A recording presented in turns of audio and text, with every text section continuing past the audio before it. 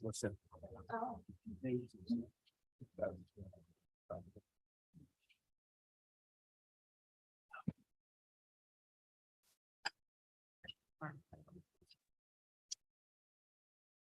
Seven o'clock. If you join us, please, for the pledge of allegiance.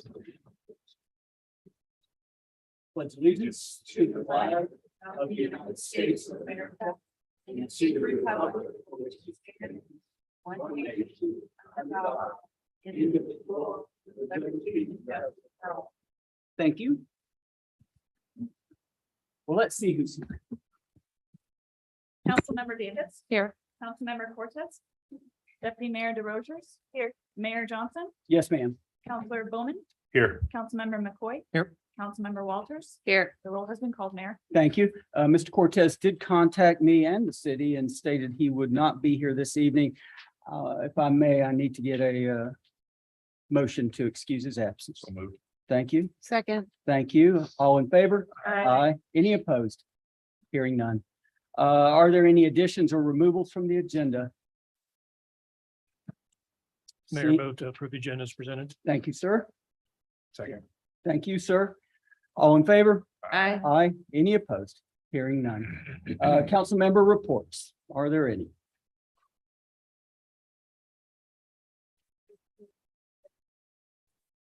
No, this is on the consent agenda. Okey doke. I don't see any. So let's, I'm sorry. I haven't skipped anything that I can see. Yeah, I think this is where you make the motion. Oh, okay. We're moving right along. For Ms. the Erd- Ms. Mayor. Erd- minutes corrections. That's, You can do it now if you would like, but we had it set under presentation. I have it under presentation. My bad. Oh, okay. It's under approval. Here we are. Ms. Urban, let's move ahead and let's bring up Sergeant Phelps. All right. We will do the promotion for Sergeant Phelps. We'll turn it over to Chief Ward. You get to go first. Oh.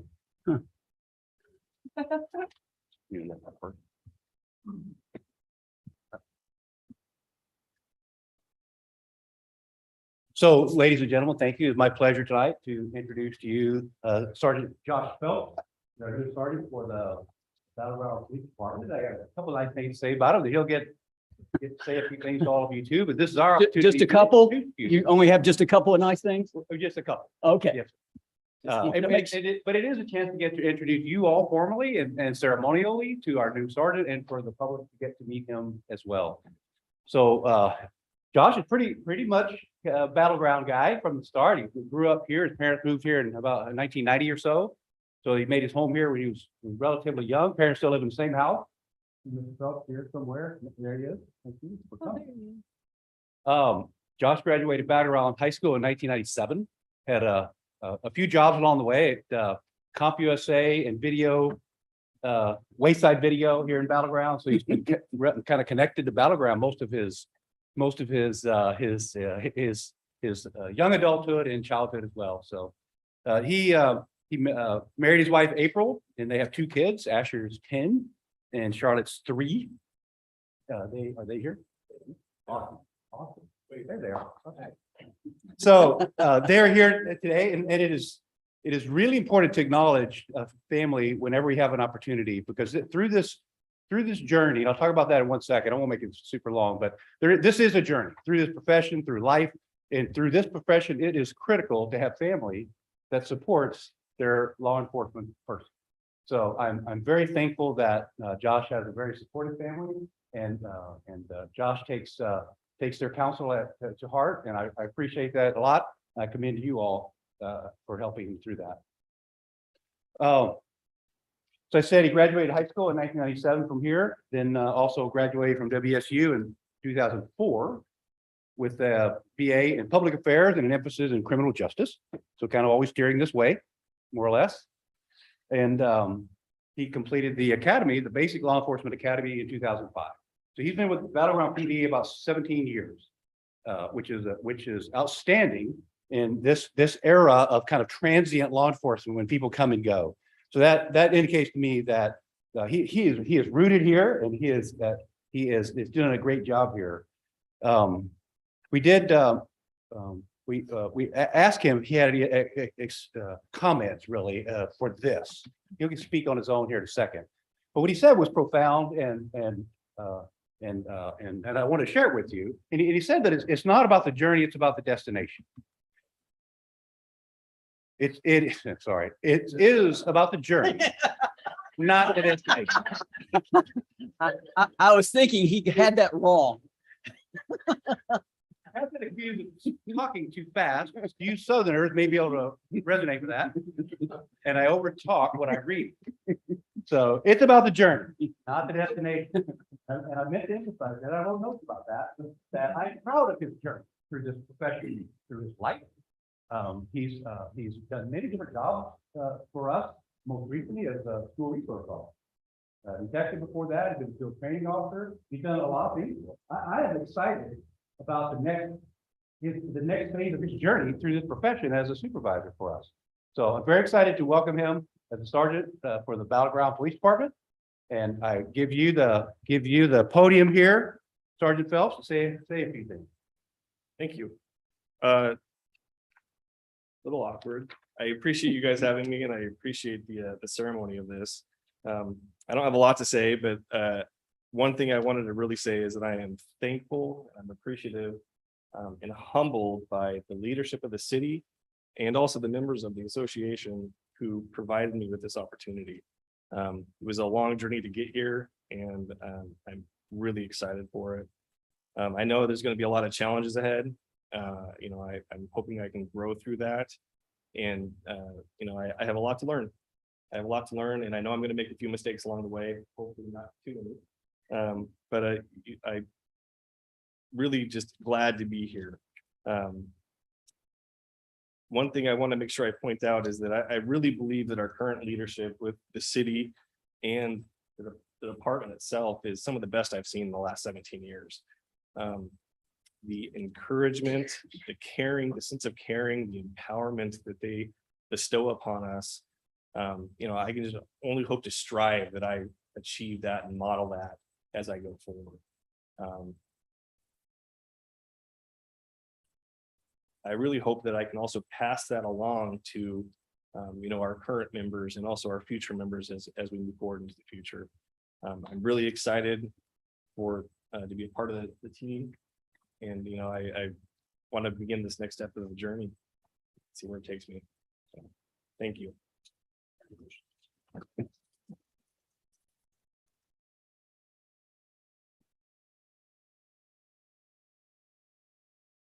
Get it out of the way.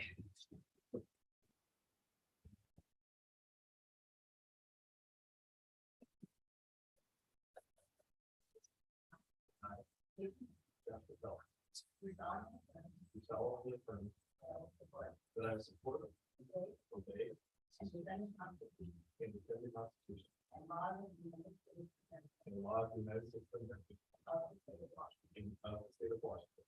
I will abide by I will abide by the law enforcement code of ethics the law enforcement code of ethics and will diligently and impartially and will diligently pursue perform all duties of police sergeant perform all duties of police sergeant for the city of Ballard, for the city of Allen, county clerk, county of Lake, state of Washington, state of Washington, at such duties as such duties as prescribed by law.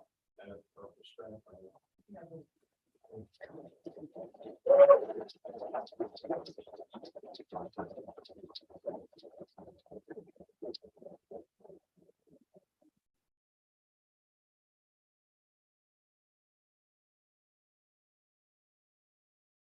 Just pop it on there with your fist.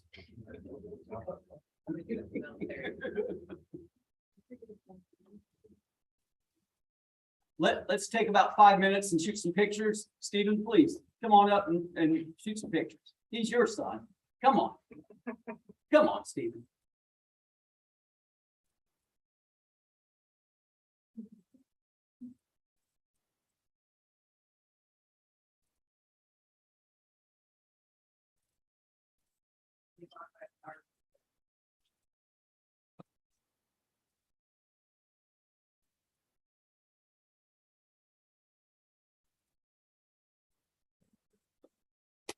Thank you.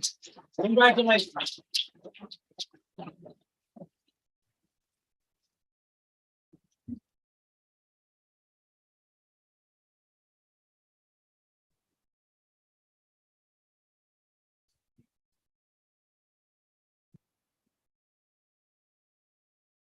As someone with a 71 Volkswagen bus, I understand it's the journey because you never make it to the destination. It's always normally on the back of a wrecker somewhere.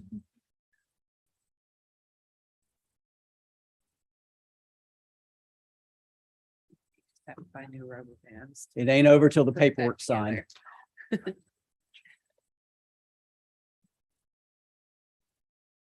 Anything else, Ms. Irvin, before we move on to the next Just piece of the business? correction for the minute. Yes. On the 18th of July, we had a small hiccup, so we need to correct the minutes.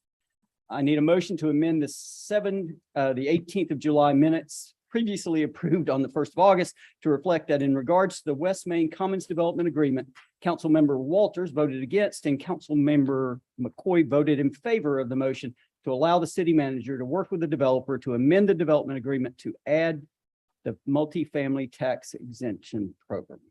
So moved. Thank you. Second, Thank you. Any discussion? Hearing none. All in favor?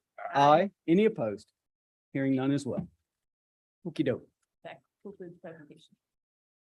Citizens communication, other than the public hearing, is there anyone else here this evening that would like to address the council on any matter that's important to you about the city? I see none. We'll move on. On the consent agenda. Is there any does any council member believe that any item needs to be withdrawn? Do approve. Thank you, sir.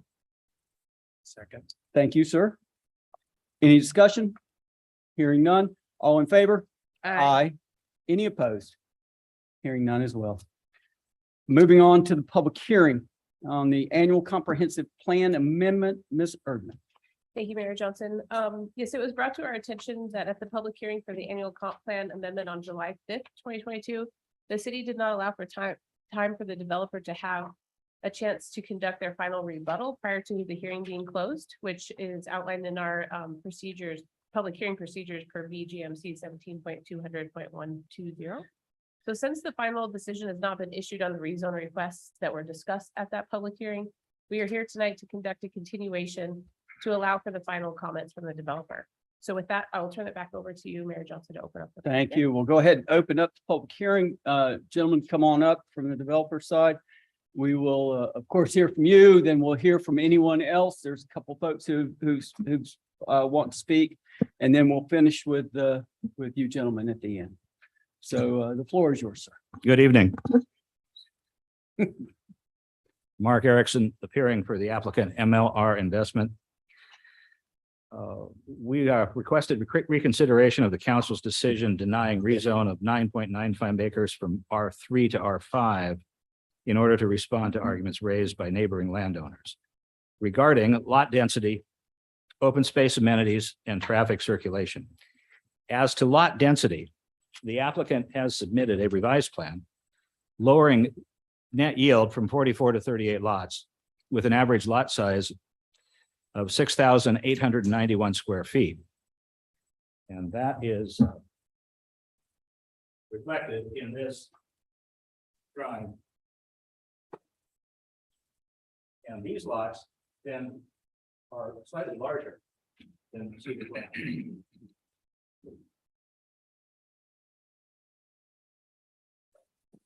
In fact, the lot size of 6,891 square feet for the Cook property compares with an average lot size of 6,770 square feet for Cedars Landing.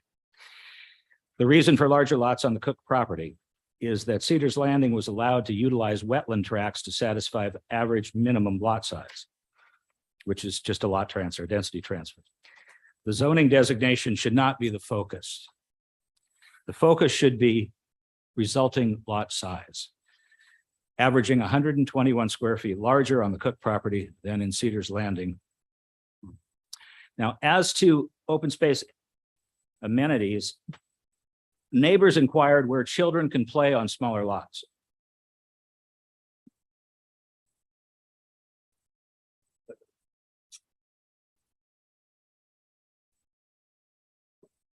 I'm sure you'll recognize, here's the subject property. Cedars Landing. And here's the open space that we're now proposing.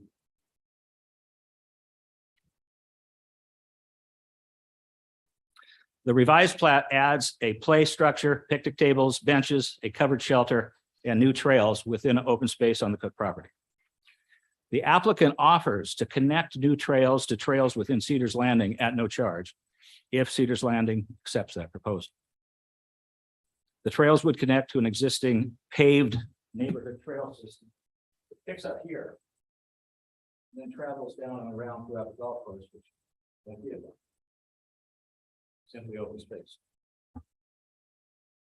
Parks within the Cook property would be dedicated to the public or conveyed to the homeowners association as determined by the council, whichever you'd like. As to traffic circulation,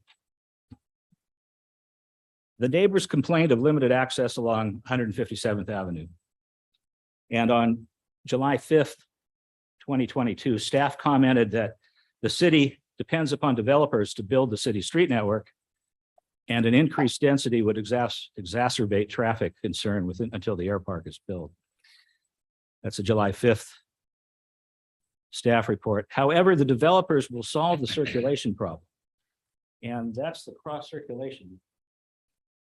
On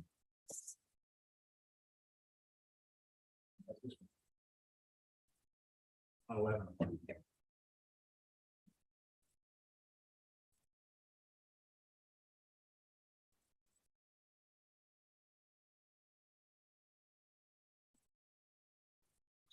As evident, the Cook property will provide direct east-west connection through the proposed subdivision.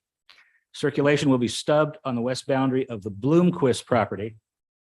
So you can see that. The Bloomquist property is just here and should break ground if it doesn't already very soon. Going through the Cook subdivision and then going through the Bloomquist subdivision. There is then connection over to Southeast Grace Avenue.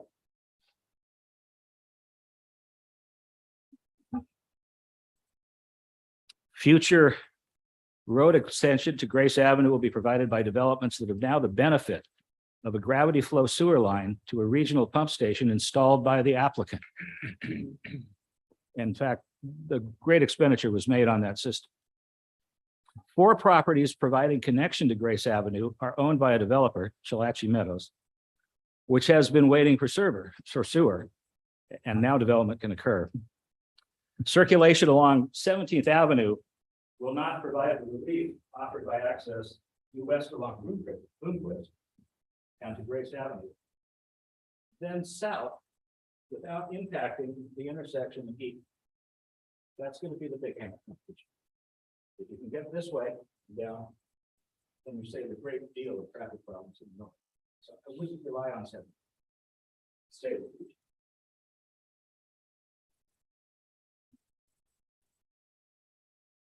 Now, according to our traffic engineer, the intersection of 157th Avenue with Eaton and 199th Street does not prevent safety issues because the accident rate is below 1 accident per million entering vehicles. Now, in addition to the park and trail system, the applicant is offering signage and striping for a 3-way stop at that intersection and a mechanism to maintain the foliage and sight distance. Well, as a result of all of that, based upon the staff report for today concludes, based upon the modified plan showing highly larger lot sizes and the addition of a park, which could not have been a condition of subdivision approval, staff can support this request. Staff recommend that a development agreement be prepared for consideration concurrent with the ordinance for the zone change request. And I'm eager to do that. I have 2 issues to cover: the dedicated park and the traffic, and anything else that council may desire. And I'd like to now turn it over to Kurt Stonix, the engineer for this parcel.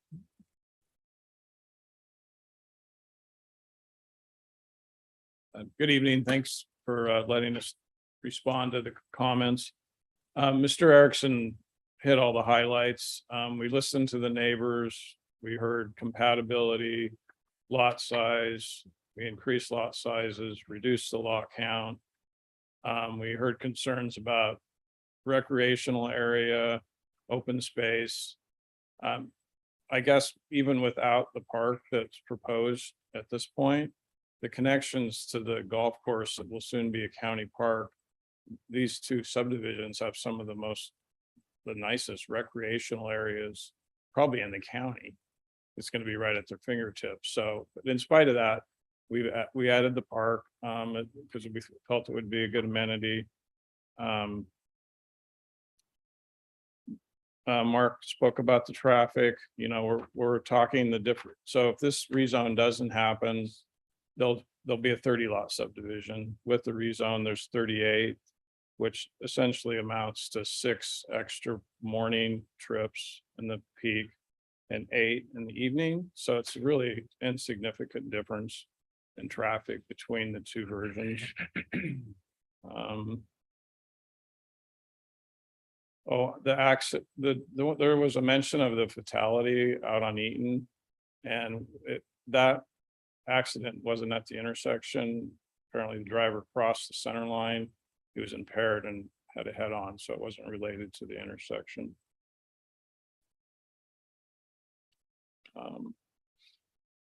So those are the main points. Mr. Erickson went through the rest of them quite in a lot of detail. So if you have any questions, please feel free to ask us.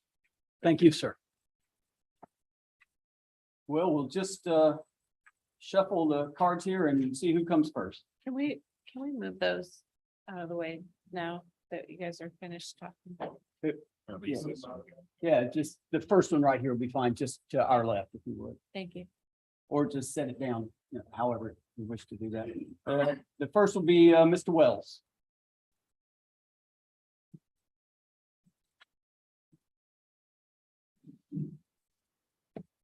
Welcome aboard, sir. Thank you. Would you like me to state my address or? I have it. You have it. Okay, thank you. And thank you for listening to our concerns and thank you for the presentation that you guys did. It describes exactly what you're thinking of. My thing is, I want to ask the council to consider the wetland area that would be south of the Cook property and the zone change. The developer has a proposed trail connection to Cook property on the Olson Engineering preliminary plat for Cook property subdivision. And that's on your exhibit 1, page 1 of 1. But I'm encouraging the Battleground City Council, when you are taking an account of what has been presented to you, is to not consider the establishment of a trail connection to the wetland area. What has been listed as open space, I believe, is actually protected wetland area because it has signage indicated wetland buffered areas. The Battleground Municipal Code 18260.090 under allowed activities, it does list that public and private trails can go through the wetland area. But however, the proposed trail connection would involve cutting down the native trees that are currently there, the clearing and grading activities within the wetland and the buffered area. In the municipal code, there's table 18.260-1 states that development located in any of the following critical areas may be subject to a critical area report. And that's defined in the Battleground Municipal 18.260.100. So basically my point is dividing the wetland area and taking into consideration that these paths would be instrumental in approving this request is that when you divide the wetland areas into actually 3 separate sections, you would be adding additional habitat buffer widths, and with that path and the widths, they would disturb the native birds, other wildlife, including deer, and it would severely reducing the overall size of the designated area of wetland. So the proposed trail connections, which is part of this consideration tonight, is attempting to develop or consider that they would develop by having paths through the wetland area that involves property that is not a part of the proposed Cook zone change request. So I'm just asking that the council would not take in the consideration to rezone the property from an R3 to an R5 on account of just developing pathways through the wetland area. Thank you. Yes, sir. Thank you for coming. I believe that is is that Schlonga? Did I pronounce that right? Welcome aboard. Thank you so much. My name's Connie Shalonga and I live in the Cedars Landing development, right actually on the wetland that Doug was talking about. And I want to thank you, council members, really sincerely for representing the citizens of Battleground. I can see these are complex issues and it's just really good to have people thinking about all the details of that. I'd like to lend my voice and kind of take a little bit of issue with council representing the developer that zoning is clearly the issue tonight, rather than just lot size. And what I wanted to express is, I know that you make these kinds of decisions in consideration of everyone. It just, and so this is routine for you maybe, but for people like myself and my husband, we only have one lifetime to save up for our house. And what was presented to us in this original zoning, R3, was what we thought would be there. So to switch the horse in stream, so to speak, just creates a disillusion of what we thought would happen. So we urge you guys to stand with your vote from last time. I don't think that the developer has satisfied the concerns to the point of changing your original decision. I'd like to encourage you to stick with it. Thanks. Yes, ma'am. Thank you. Ms. Paff.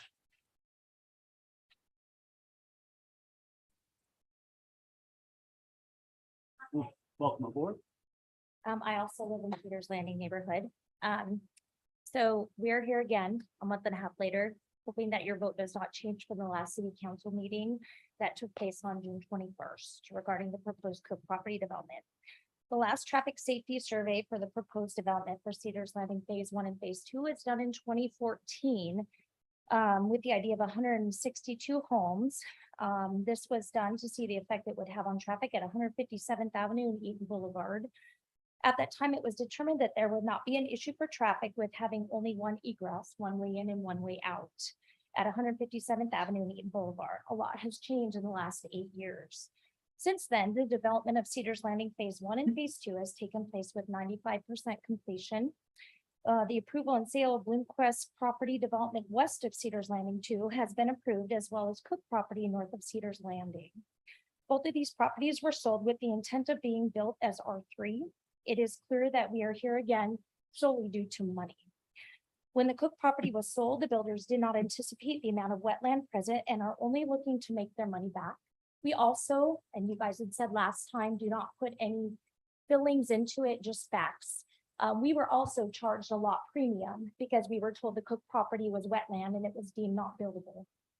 But you guys asked to come back with facts. The changes from the June meeting are minuscule, and adding 8 more homes, a small park and walking trails will not fix the huge safety concern. What the city council currently approved was an R3 development with 30 homes. What is now being proposed in the new R5 development is 38 homes to appease the mayor and the idea of city children having a park to play in. This still does not fix the issue and concerns. City council members were mainly concerned about affordable housing. With new R5 plans submitted, the starting home prices are still starting at $550,000 to $615,000. This is still not affordable for first-time home buyers. The biggest concern to address is the traffic safety. With 162 homes in Cedars Landing Phase 1 and 2, as well as the new Cook property proposal of 38 homes to the north, and the Bloomquist property west of Cedars Landing 2, with 43 proposed homes with an average of 2 cars per home. This equals out to 486 cars with only one way in and one way out of the neighborhood. 17th Avenue is not an option. It's all private property. Not one of those homeowners is going to agree to put that road through for future to Eaton. Not one of them has agreed. The Grace Boulevard from Bloomquist is years and years away, so that's not an option. And it states in the Bloomquist property that the only one way in and one way out is through 27th Avenue and Cedars Landing Phase 2. So that is now 486 cars going through with one way in and one way out, 4 neighborhoods. The Bloomquist development to the west of Cedars Landing 2 was approved in November 2021, with 27th Avenue being the only sole access to 157th and Eaton Boulevard. City council members were concerned in June at our meeting with the R5 proposal of the property with only one way in and one way out. The Bloomquist development was not brought up, and it will add an additional risk and safety concern, having 243 homes with a minimum of 486 cars with only one egress is unacceptable. My husband's not able to be here today. He's a firefighter for the city of Vancouver, and he asked me to bring this fact up to you. He says, I'm a firefighter for the city of Vancouver. There's not one subdivision off of a main busy road with over 240 homes and 600 vehicles, all with only one egress in the entire city of Vancouver. It only takes one accident to close off all access to hundreds of people that are in need of police, fire, and EMS services. Having roads that are ready for possible use in the future are not usable egress roads right now. There are areas in Vancouver that have stub off roads or future access that are 15 years later that are still not in use. This is the same for the city of Battleground. There are no laws for future road development.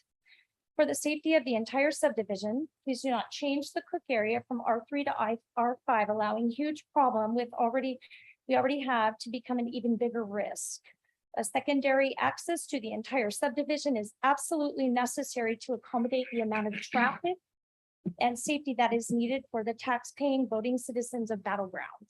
I understand some things are done and there's no fixing it. Today, you can fix some of the problems before something horrific happens. We are aware that there's going to be something built back there. We're not surprised by that anymore, but this is a huge safety concern. And Mr. McCoy brought that up last time. He had said that that was probably one of the main reasons why he chose to change from the R5 to the R3 was because of the only one way in, one way out. There is no proposed plan to push 17th Avenue through or the access to Grace for years, because all of the roads and all of everything is already there through the phase 2 of Cedars Landing to Bloomquist. So that's where they're going to do it. So for years, we are going to have, it's a huge safety concern. There are kids playing through that road, playing on the roads all the time. There's no speed bumps down our road. You have the construction, it's just a huge safety concern. Adding a park is not going to fix that. This is going to be a problem for years.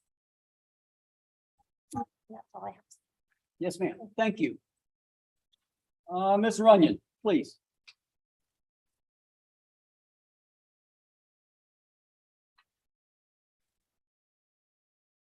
Welcome aboard. Hi, thank you for having us. Well, she said pretty much a lot of the notes I had, so I won't go through that all again. I Maybe you're just sharing. ditto what she said. For our family, the safety is the number one concern. There's a lot of homes in there right now. The traffic getting out on Eaton's difficult. Oftentimes there's several cars behind us when we're waiting to get out. My fear, my parents live with me, if one of them have a medical emergency, that maybe an ambulance can't get out or the fire truck can't get into us. With the golf course behind us and as dry as it is, we worry about a fire and it coming up to our homes, and there's limited access to get to us to fight that. So for me, the number one concern are the roads, and I don't see that there's a quick fix. These proposals look great. I don't see that happening anytime soon. The parks, they look nice. It'd be great for kids, but again, the safety is the number one thing. I know I can't ask you questions, so I'll put this more as a statement. I want to know when no is no. It seems like we had this vote. I understand there's a technicality. They didn't get to do the rebuttal. But I don't think that these would have been in their rebuttal. From what they proposed that night, these charts weren't there. They've had a month and a half to prepare. And if the vote tonight goes the other way, I think that our neighborhood should get a chance to rebuttal. And I just ask that you hold what you voted for last time. Thank you. Yes, ma'am. Thank you. Miss, is that Boer? Yes. Please, Miss Boer. Welcome aboard. Thank you. I emailed most of you a lot of the comments. I will shorten them based off of the fact that many of the points have been already brought up. I would like to say that my husband and I were the 15th family to move into Cedars Landing.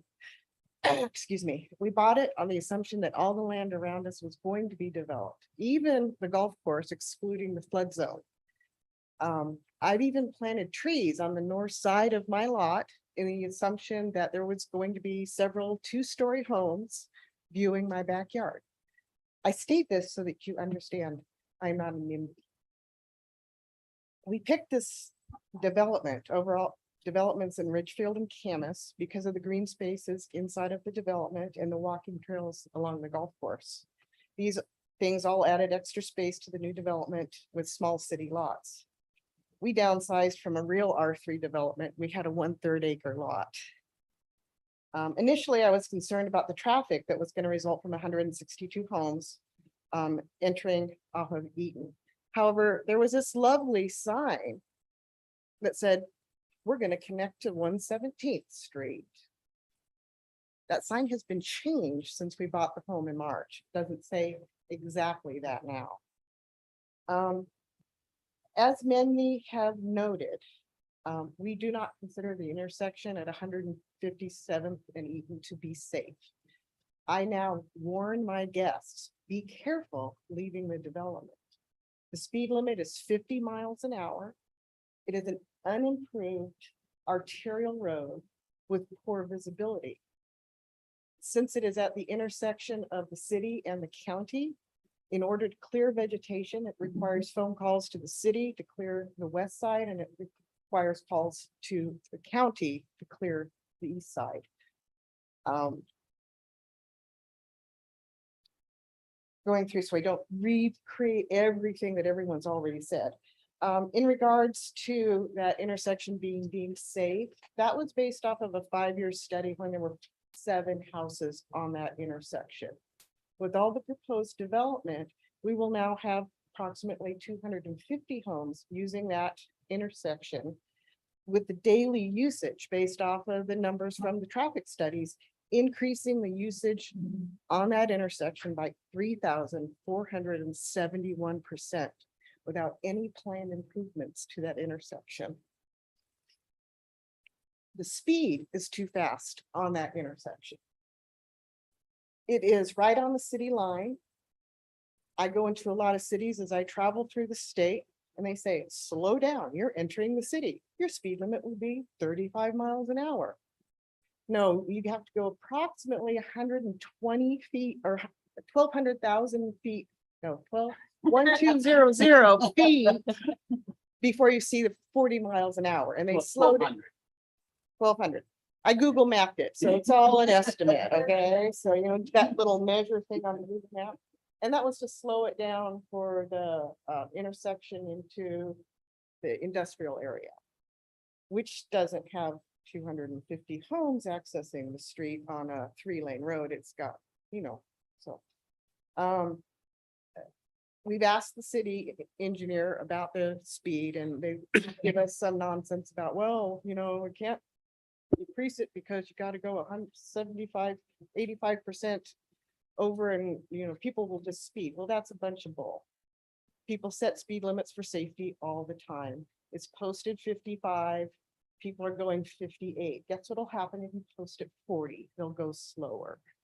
So these things don't necessarily pertain to the Cedars, or excuse me, to the Cook property, but they relate to the city managing its growth in a safe and effective manner. So we'll our HOA will address the speed with the city engineer later, but we wanted to bring it up to your attention if you're not in that part of the city very often. The cross circulation, single point access, people have beat that to death. I would like to add that all points of access pointed up on the lovely map are all related to property that has not been proposed to be developed. It could be 20 years or another 50 before any of that's developed. So the city has a fire safety thing on the books, but it is very unclear in its definition of what future development means. So future development, someone's already submitted plans, it's on the books, it'll be there. That's a nice thing. Yes, we know that's going to be developed, but like, no, we're going to allow someone, if some property owner sells their property to build a road there, that's a completely different thing. So what you have now is a problem, an immediate problem, and you're hoping that no one has any safety issues in the next 15, 30 years, because who knows when that property will be developed. The city, as I mentioned, is responsible for planning the growth and development of the city. It has an approved zoning plan in place. It reviews and updates it on a regular basis. It was thoughtfully developed by professionally trained planning staff with no financial incentives to provide the city with a future roadmap to create a healthy and vibrant, diversified community based on the needs of its residents, its businesses, and the county and statewide growth management requirements. The developers of Cedars Landing and Bloomquist Landing both honored the city's R3 zoning requirements. That the Cedars Landings are smaller lots due to the wetlands, but the density is still 3 homes per acre. The Bloomquist development has also maintained an R3 density without making smaller lots. The developers of the Cook property are being good business people, and they are trying to maximize their profit on the project by asking to put an additional 8 or 9 homes than it's currently zoned for. The main argument they have presented to the city to allow for this zoning change is that it will add 8 more homes to the city's housing inventory. This does not appear to be a big addition for the city, but it is a big addition, a big financial addition for the developers to have those 8 or 9 additional homes. The developer has also implied that the R5 housing will be more affordable than the R3 homes, therefore addressing some of the council members' concerns about the price of homes. They've told you that R5 home averages $550,000 and R3 homes average $615,000. This information is deceptive because prices for new construction are significantly higher. For example, new constructions in the Cedar Heights home, which is an R5 development, are currently listed at $529,000 to $724,000. As they are new construction, the buyers have a bunch of add-ons to get non-builder grade materials, and the add-ons will typically run you 10 to 20%. And I speak from experience with those same builders buying my home. The reason this property is zoned R3 is due to the properties that surround it. To the east of the Cook property are all the county lots that are 5 to 20 acre lots in size. There's the golf course. And then the homes to the north of the property are 5 acre airport lots or air park lots. And to the south and west, it's surrounded by the Cedars Landing R3 density. Creating a bubble of higher density housing is not desirable and was the reason the city staff did not recommend the change in the last meeting. The council members must appreciate the fact that R3 zones are valuable and have a place in the city that wishes to have a diverse population. They provide move-up homes to its residents. Many people want larger homes with smaller lots within the city limits. The only other option is moving to older homes on acreage outside city limits and further away from medical, grocery, and restaurants. Currently, the zoning map on the city website was unavailable for me to reference to see how much R3 zoning is currently within the city. But my assumption is that the closer you are to the middle of the city, the higher the density, and the further out you are, the lower the density. Being on the border of the city, it makes sense to put your desirable R3 zoning in this area.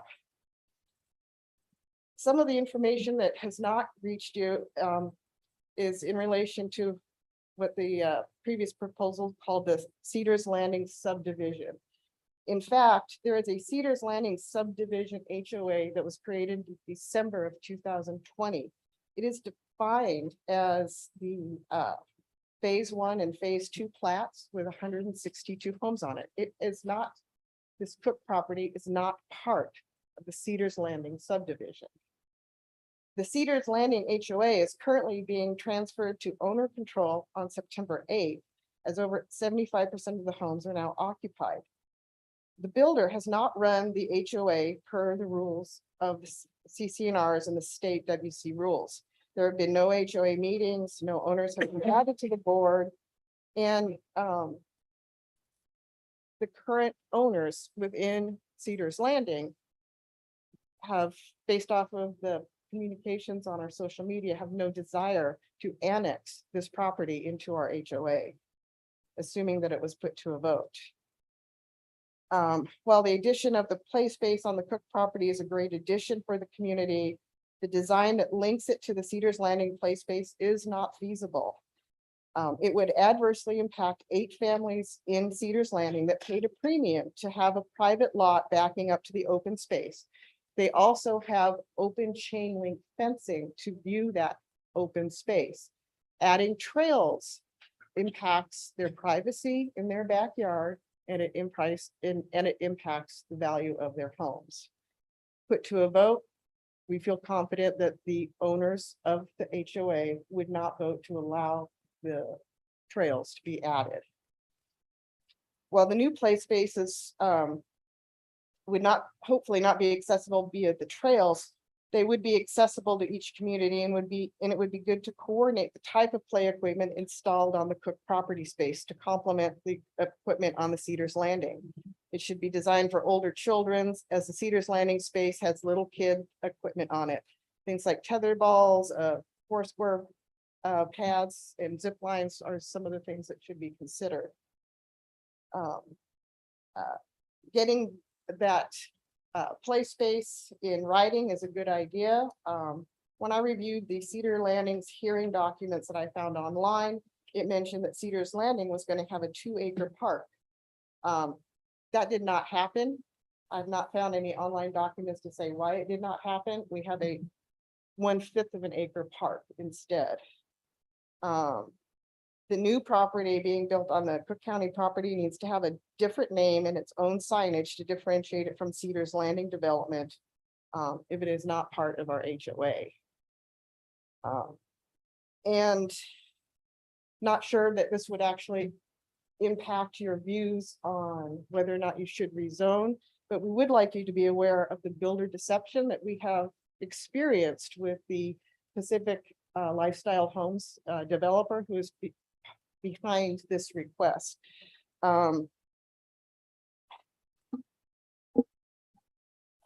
It's possible that if the council approves the proposed this proposal, that the developer could complete all the required processes to complete the purchase of the property and create the development plaques and annex the property into the HOA before our owner control transfer meeting on September 8th. That would prevent us from reaching our owner control, adding the 30 to 38 new homes. And this is a concern for us because this builder has been not diligent in performing their HOA responsibilities. That's not our purview at all. I would state that as the city council, that you should be aware of the ethics of the people that are doing business in your city and that you have a responsibility to be aware. And please, Okay, you can take that up with them. That doesn't pertain to us at all. that's okay. I will conclude saying I hope this information is helpful in you making your decision on rezoning the Cook property. And I would hope that any zoning proposals are held off until after our September 8th homeowners association meeting. Thank you. Yes, ma'am. Thank you. And Mr., is that G's or S's? Swessel or Swagel? Swessel. Okay, Mr. Swessel, please, sir. I'm Scott. Welcome aboard. Thank you. Scott Swessel, Cedars Landing also. The lady in the orange top said a lot and I agree with 100% of it. The thing that this is really about is greed, money for the developer, changing it from an R3 to an R5. One of the concerns of Adrian and I think maybe Shane was that there's no middle housing in Battleground and that we need to change to R5 to make it more affordable. As Mary pointed out, there's Cedar Heights, which is R5, and those houses are not for a first-time home buyer. The range is 524.9 to 727.9 in that subdivision, with the majority being in the mid sixes. So rezoning doesn't make sense for that reason. If that's what you're looking to do, is to lower the property. I think Adrian said he also purchased his house 19 years ago for 120 or 150, and his kids can't buy a first-time home. Rezoning to R5 is not going to bring back the $150,000 price tag on homes in Battleground. I think people move to Battleground because it's a quiet city with space. I moved from Vancouver to come out here to get away from the crazy of Vancouver and Portland. I used to live in Happy Valley, super dense suburban city of Portland. And it's not what I call family friendly. Everybody's packed in like rats down there and there's no space. You can hear everybody in the backyard having a cup of coffee. You can share sugar, just reach over and have it, here you go. And I think people move to Battleground because it isn't that. It is a nice, quiet place to live. And that's really all I had to say because everybody else said everything else. Wonderful. Thank you, sir. Anyone else? There are no more. Yes, please, come on, sir. There's also one person that has raised their hand on the Zoom. And he or she, Will Wood is the user. whomever, Yes. will roll in at the last. Okay. You are who, sir? My name's Frank Haskell. I live in Cedars Landing. I think the other people have done a great job. I would like to ask for a clarification. I don't think I can ask questions, but I would ask you to get a clarification from the representatives. There was a late comment there about that the developer would be willing to put in a 3-way stop sign.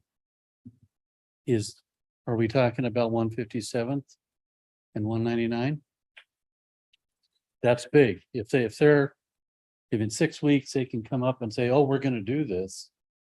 Why hasn't it been done before? I mean, I think that between the county and the city, making traffic changes like that are not just made overnight. I would ask when that would happen. I'd like to have it in writing that it's going to happen. And I just think that's very important. And then the other comment I would make is the developers didn't have a chance to respond. We didn't have a chance to respond to some of the recap of the meeting last time. And a comment was made, we don't need parks, we've got the whole golf course. Take your kids out and play out there. I would invite any one of you to bring your kids or grandkids over, give them a bat and ball and ask them to go out and play out. Number one, it's totally overgrown. They just mowed it and baled it last week. And that's the fairways that were good enough to do that. And if you walk on bridges across there, I wouldn't let a kid go across there by themselves. There are several bridges in very bad disrepair. So just to say we've got the greatest park, which was one of the comments was, it has that potential, but again, how many years? We've got kids there playing now that don't have places to play that are safe. So that's all I have. Thank you. Yes, sir. Thank you. Okay, last call. Anyone else? Yes, sir. Come on. Yeah. James Runyon, I do live in Cedars Landing. I just want to reiterate the fact that, I think that for them to change their proposal and come back is not a continuation of the last meeting, where at the end of that meeting, you all decided to stay with R3. I think that's the only issue. The safety issues are not going to change. The communications aren't going to change. I just want you to stick with your original deal and stay with R3. It would be the best for our community and the best for Battleground. Thank you. Yes, sir. Okay. Going once, twice. We'll move to whomever's on scene. So we have a Rochelle Elwood that would like to speak. Welcome aboard, Ms. Elton. She's not 100% sure if her mic works. Well, that could be a problem. Yeah. Ms. Elwood, are you there?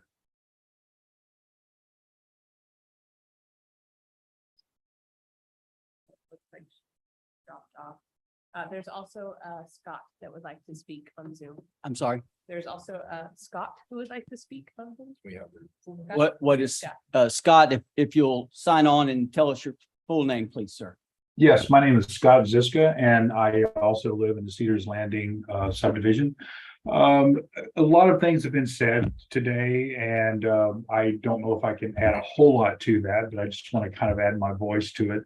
I do commend the developer for actually coming back and trying to adjust things, but I am still in favor of keeping this as an R3, as you guys originally voted. My biggest concern is the fact that this Southeast 17th Avenue that's being proposed, I have been in other meetings and I have specifically heard the owner of the property say that she is not going to sell that.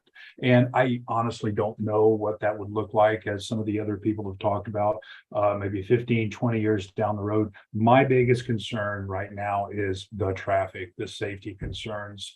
And I have a 16-year-old daughter. She's just learning how to drive. It scares me to death every single time that she goes somewhere because of that 157 Southeast Eaton interchange. It truly scares me. And I just don't necessarily have a lot of confidence that these arteries are going to be built as stated. And if, again, I just encourage you to retain the vote that you had in the last meeting, and that's all. Thank you. Yes, sir. Thank you. It was Ms. Elwood. She said she was speaking, so it doesn't appear that her mic is working. So I have asked if she would like to submit items for the record. I will pass that along to council. Okay, so, well, I see her microphone is off now, but it still, it's not working. Okay.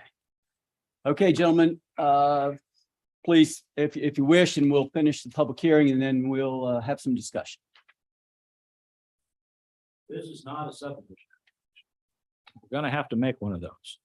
All the issues that were brought up, they're all collateral issues: wetlands, environment, safety, the intersection. All of that has to be dealt with at subdivision, including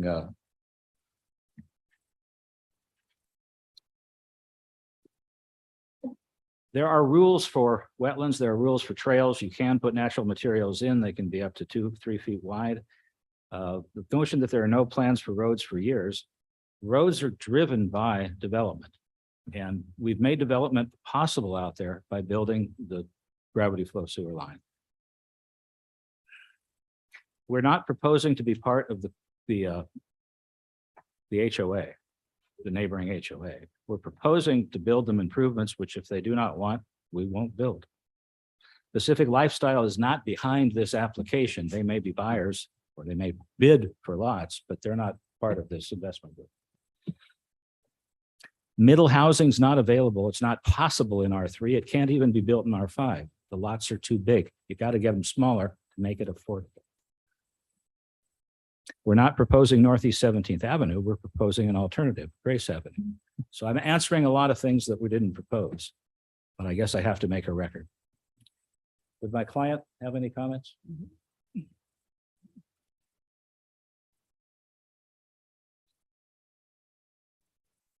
For the record, Kurt Stonex. So as Mark said, the trails that we were showing connecting to that other play area, they're in the wetland buffers.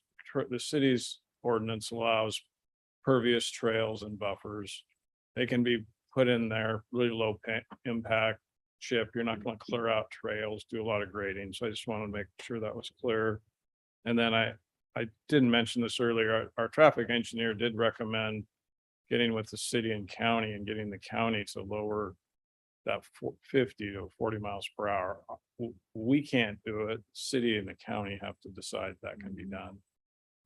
And then, yes, our client did agree to put in a three-way stop, but same thing, you can't do it unless the city and county agree to that as a mitigation measure. And that's it. Thanks. Thank you, sir. And with that, we'll close the public hearing. I believe that meets our requirement, doesn't it? Yes. Okay. And is there any discussion? And we'll start with, yes, Thank you, Mr. Mayor. yes. Thank you for those that have come in and voice their opinion tonight. There's a couple things that I want to make clear from the city standpoint. I heard a lot tonight about promises a developer made to you, and that has nothing to do with the city of Battleground. You can go down the 503 right now, and there's still a sign up that says golf course lots. If you don't do your due diligence, when you buy that, you're the one signing that paper. I'm not signing your paper. You should know all of that. If there is an open space in the urban growth boundary of any type of land, unless you purchase it, I would assume that that's going to be filled with homes at some point in time. So every single piece of property that surrounds your neighborhood is going to be homes at some point in time. When I hear so-and-so is not going to sell, we got a 6-phase development going in with someone that was never coming into the city, and it's going to be roughly 450 homes. Is that correct, Ms. Erdman? 424. 424 homes that was never coming into the city. But guess what? At some point in time, you leave, they leave, someone else comes along and they say, there's a lot of money in this, we're selling, we don't care. And they'll be gone and you'll have that next to you. So I actually had the opportunity to speak with someone that lives in your neighborhood. And one of the things that was brought up was a mention of buying that property to begin with amongst the 180 homes that you have. And you could have kept it green space all you wanted. But because they have property rights too, they have the opportunity to come in and do what they're doing. And that's why we have these public hearings. But going back to the facts are on you to figure out those facts. We've known for a long time that golf course was disappearing. If you've been anywhere near the city of Battleground, there is a 200 and, well, not all of it's in the city, but 245 homes on the other side that were built, and golf course was ripped out. So I've known that for years, that golf course was going to go away as soon as they developed what they could develop. And that had nothing to do with me being on city council and knowing that. Just when a developer starts developing, the golf course is going to disappear. So that neighborhood over there also, in counting the lots, has 245 homes on 152nd Avenue. There's probably another 25 to 30 back out to the stop sign there that are bigger lots with one way in, one way out.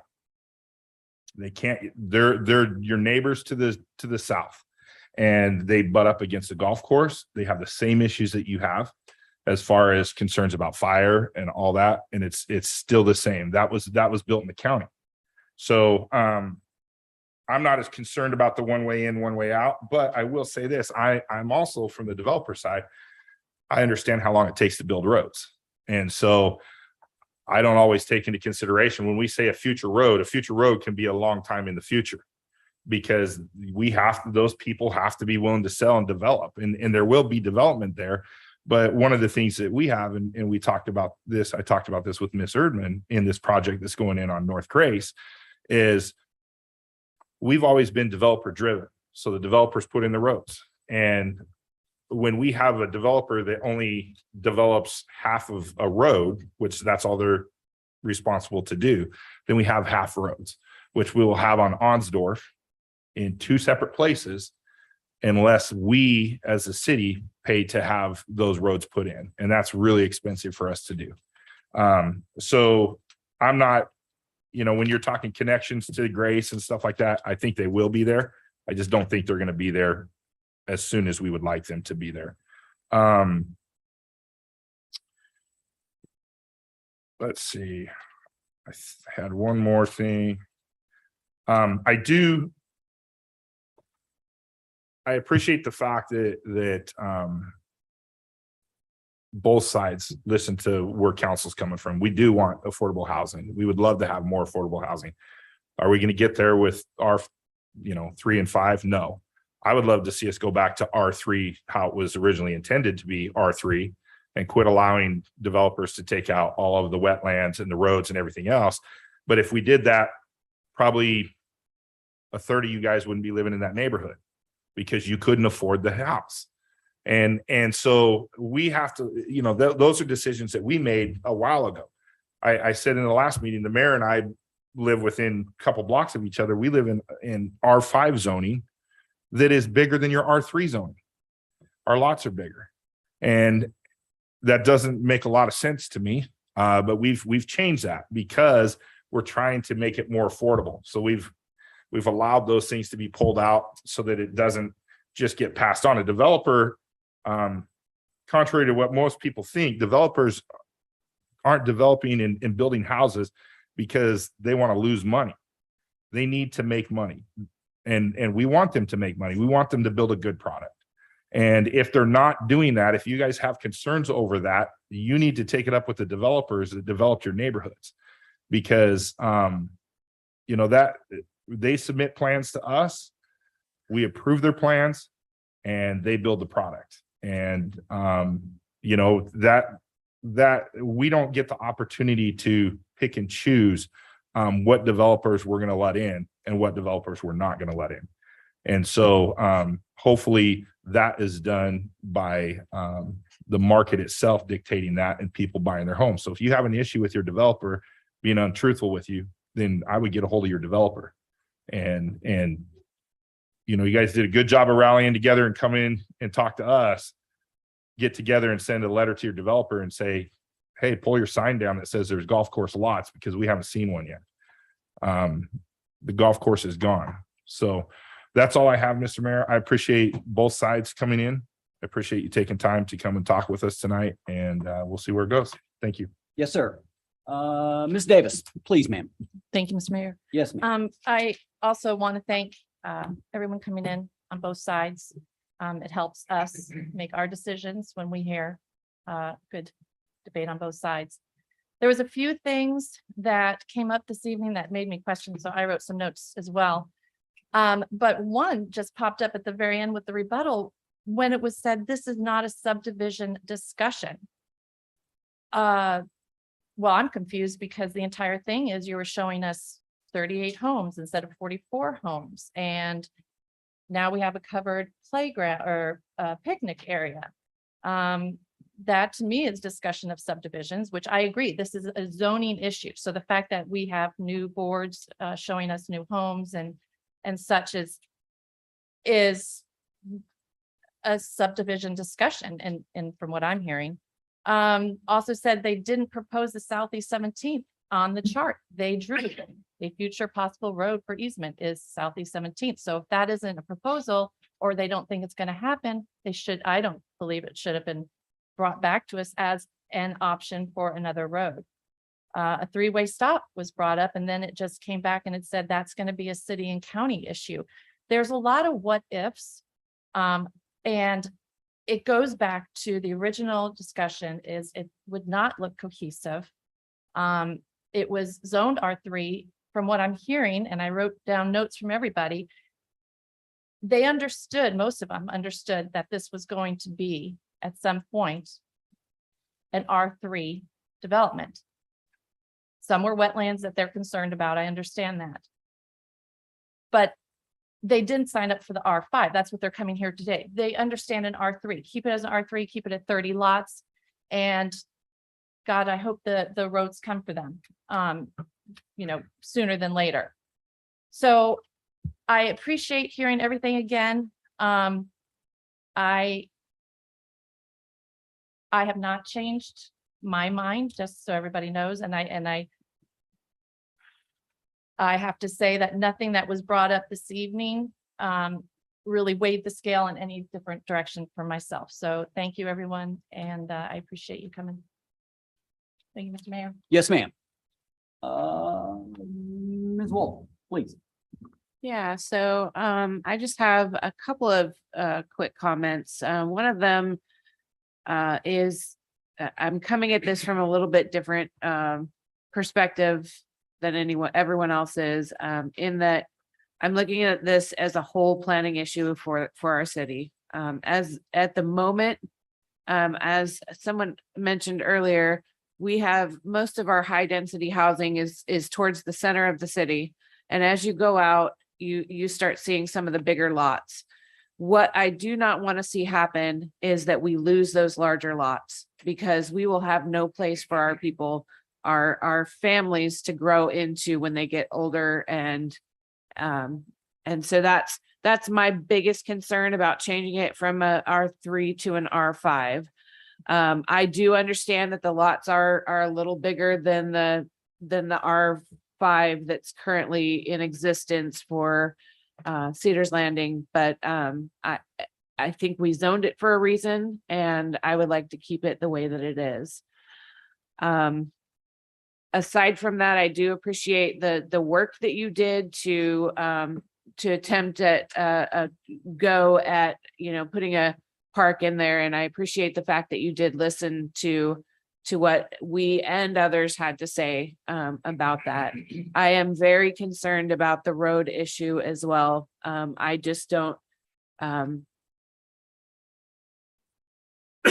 the moment, we are attempting to raise money to even just maintain the roads that we have right now, and to be on the hook and responsible for building roads for a new development is just kind of out of the question at the moment. So that's all I have. Thank you. Yes, ma'am. Yes, sir.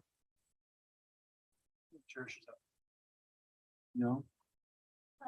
Yeah. But- Oh, did you go away and come back? Yeah. Oh, okay. My question got answered, then I came up with another one. And I'm older. Don't let that Sorry. went right by me. I wasn't quite ready Yeah, yet there either, we so. go. I Okay. also want to thank everybody for all the information tonight. I'm also coming at this from a different perspective. I did participate in the housing study that we did, and there was actually a lot of talk about how we don't have the bigger lots and that we need more bigger lots. There was a city employee, somebody who was previously employed here that wanted to move to Battleground, and they could not find a house with a big backyard, and they were willing to pay for it, but there was nothing available. So I like affordable housing. I want affordable housing, but I also believe that people need to have options, and if people can afford the bigger lots, then I want them to be available to keep people living in our city. So my vote stays the same. I'm not interested in changing it. Okay, doke. Thank you. Okay. Well, it probably doesn't matter. Sounds like we, but my question was more, a gentleman brought up a query about the rebuttal, and I was curious, being new on making planning decisions, or not planning decisions, but these type of decisions.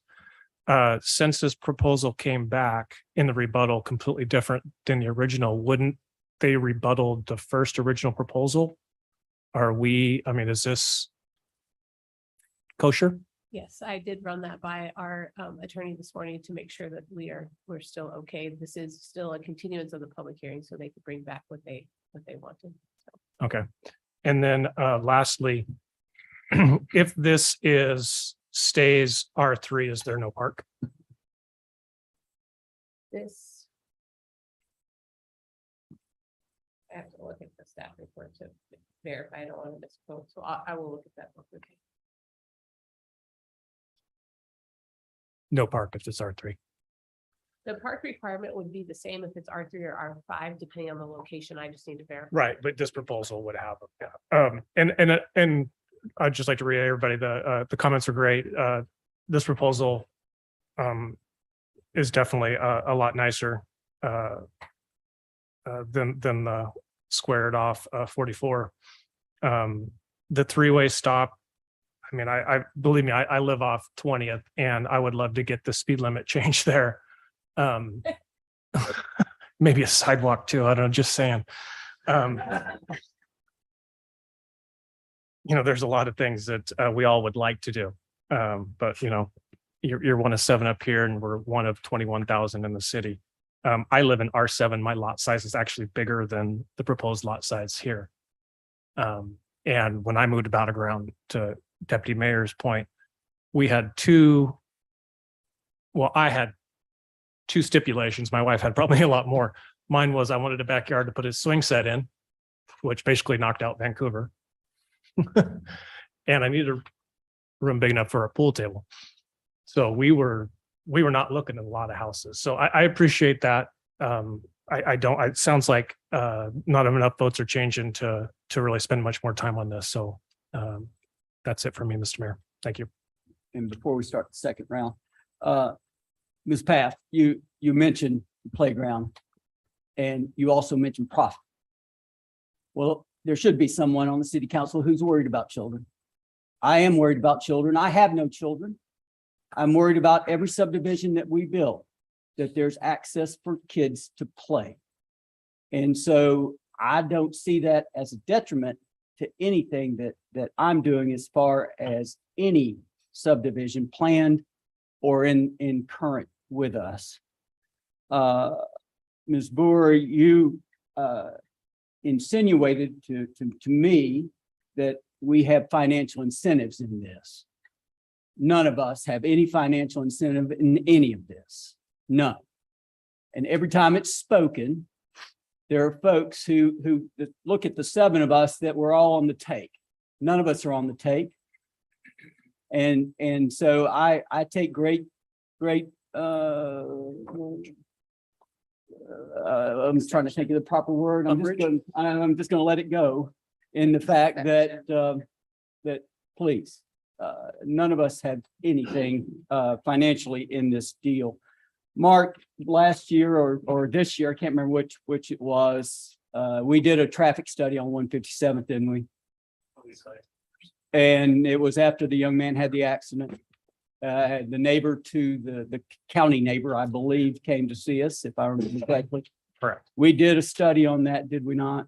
Correct. And what did we find out? The biggest issue is the vegetation to maintain it at the entrance.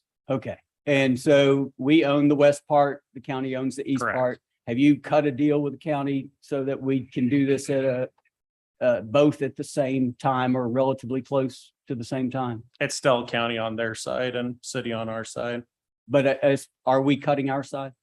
as far as I know, and if we're not, we can take care of it. And then as far as the county, I assume you can call them and say, we did our part. How about doing yours? For sure. Perfect. Again, I see the new plan and the continuation of this. I see very little to gripe about it at this point. I see the county, if I read it correctly, the county is talking tomorrow about buying the golf course. I believe that's on their agenda. $2.5 million for 11 acres or whatever it is. 118, excuse me. Or whatever it is. 118. And so I assume they'll do that, but it's the county, you never know. But I find the plan agreeable to me in the sense of it's 8 more lots than the original. The lots are larger and there's more space. I find it agreeable. We'll move on to the second round. Yes, sir. Thank you, Mr. Mayor. One of the things I just wanted to comment on was they had the two roads going out to Grace Avenue. And I was looking at the map here, that's gonna cross the railroad to get to Grace Avenue, which sitting on Discovery Clean Water Alliance and dealing with the railroad there, which I understand is two different ones. One's county owned, but there is a company leasing it that has a lot of say. And I know the state is not a fan of at-grade crossings anymore. And so they want overpasses or underpasses and those type of things. And that's going to be a big challenge for us connecting to the west there through those areas, is that railroad and working through that. So, going back to what I said before, those are we've been on council 11 years, and we're still trying to come up with funding for a road to get out of the rail right away that they want us out of. So it can take a long time to deal with that. Thank you, Mr. Mayor. Yes, sir. Yes, ma'am. Ms. Davis, please. Thank you. Just a couple other points that I am seeing in the notes, and I want to bring this up again is R5 zone allows duplexes on corner lots. This is concerning because, as we know, they come back with zone changes at a certain point. So if people say, oh, I'm okay with a bigger lot, what's to say in the future, they come back and they say, oh, well, this is zoned where we can do duplexes on corner lots. That's something to keep in the back of our mind, as well as it called it a spot zone. And it says it is discouraged because this would create a spot zone. And in agreement with Councilman Walters, larger lots are getting harder and harder to come by. And I think we need to keep that in the front of our thought process as well. So thank you, Mr. Mayor. Yes, ma'am. I see no one else. Is there anyone else? If not, Ms. Cody, let's, if you'll pull up the vote. Oh, yeah, we need a motion first. I'm just trying to move through. Is there a motion on the floor?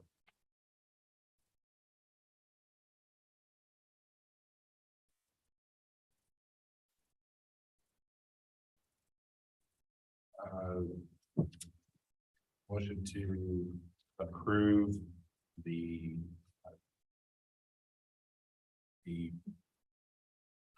map as presented today to move to R5 zoning for the Cook.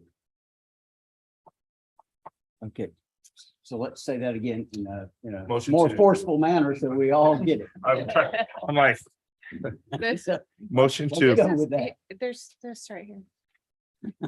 Number 2, Counselor Ashton. glasses. I have to take mine off the read. Direct staff to prepare an ordinance to approve the zone change request. Motion to direct staff to prepare an ordinance to approve the zone change request. Yes, ma'am. Was that a developer's agreement? No. for this? That's what they. There is that option if you would like, so. The point to be made is that we are just looking at this as a zone change request at this point. This is not a subdivision application. If this proposed development is something you would like to see as part of that, then yes, I would recommend that you do a development agreement with that zone change request to lock in this plat. But if you're just worried about the zone change at that time, then we could just do that as well. So I don't care. keep throwing that back in your. With the developers agreement with the DA. Okay. You want that again? Direct staff to prepare an ordinance to approve the zone change request with the developers agreement. Thank you. Okay, so just to make sure, yes votes going to R5. We have to second. Oh, it first. golly. Yeah. Okay, Sorry. fine, thank you. Just to clarify. Thank you. A yes vote's going to R5, a no vote stays the same. That's correct. Okay.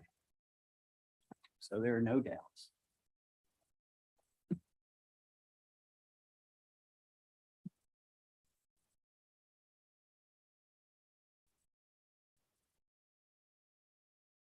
And it fails. Moving along. going to the West 15th Avenue, West Main Street intersection improvement, the right-of-way purchase approval with the Landmark Church. Ms. Irvin. Yes, we've been working with the Landmark Church to purchase a piece of property that will take down a building at the corner of 15th and Main. We've come to an agreement. They have accepted our offer. The obligation agreement has been worked out. And so we're here tonight to ask for you to make a motion to approve that purchase. And so we can move forward with going to bid to get the demo quote. So Mr. Herseg, do you have anything to add to that? The only thing I'll add is on the obligation agreement, they added 2 bullet points. When there's a light pole in the parking lot that is powered from a power pole on Main, it happens to daisy chain to the building before it makes it to the light pole. So they just want it, so it's the wires essentially shortened, so it goes straight to it, which makes sense. And then there's a couple cedar trees that are pretty much almost abutting the building that they'd like removed with the building, which I thought was fine. So both of those got added to the obligation agreement. Those are the only 2 things outside of what was already approved in the counter offer. Nope. Yes, sir. Mr. Mayor, I'd like to make a motion to approve the purchase of the portion of the Landmark Church property at $253,052. Second. Okay. Any discussion? I see the Reverend is here, the Reverends. Anything from you guys other than just watching the proceedings? Oh, yep, come on up.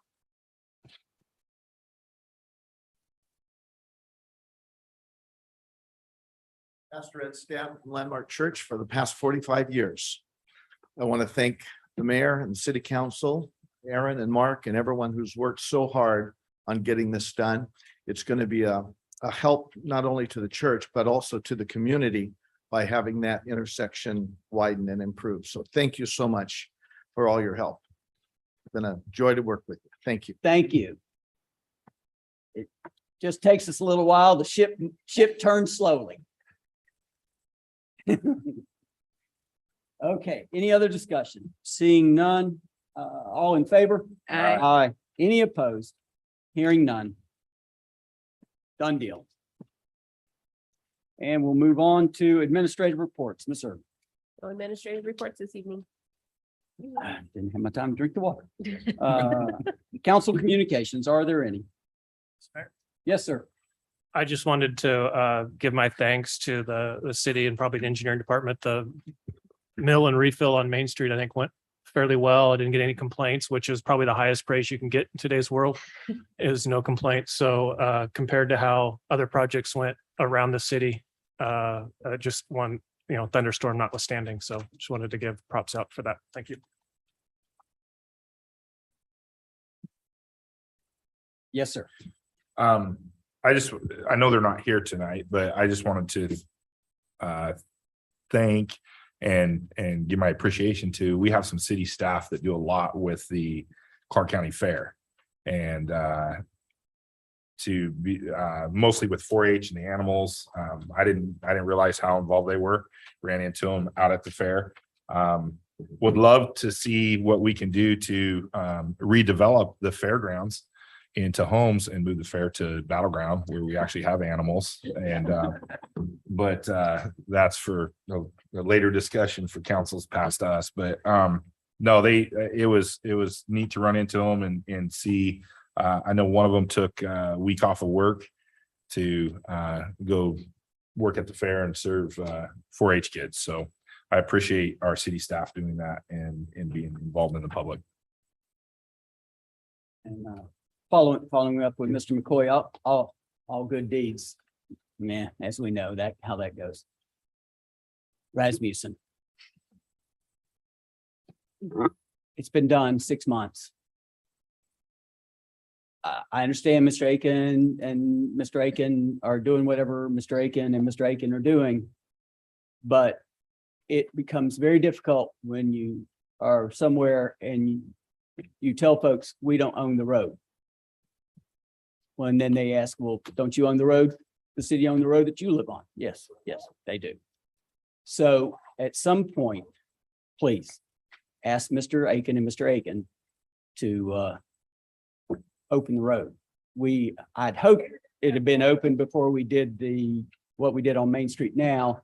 I'm hoping it will be open before we start messing with the intersection. When are we going to start messing with the intersection? Intersection will likely be towards the end of the year. Rachi is taking advantage of a procurement spec to get some of the long lead stuff like the signal equipment, those sorts of things, which take a long time to get in our current climate. So likely construction will be later towards the end of the year, beginning of next year as they gather all that equipment. Okay, so we're not doing anything, they're not doing anything, excuse me. in- Maybe in some the minor summer and stuff, but fall. nothing major till they can get that signal equipment. We Please, have a dialogue going back and forth currently that started today, so I will keep you posted. please, Yep. let's finish this up. Anything else? Seeing none. Our next meeting is Tuesday, September 6th, the day after Labor Day. We'll see you then. Is there a study session? No, there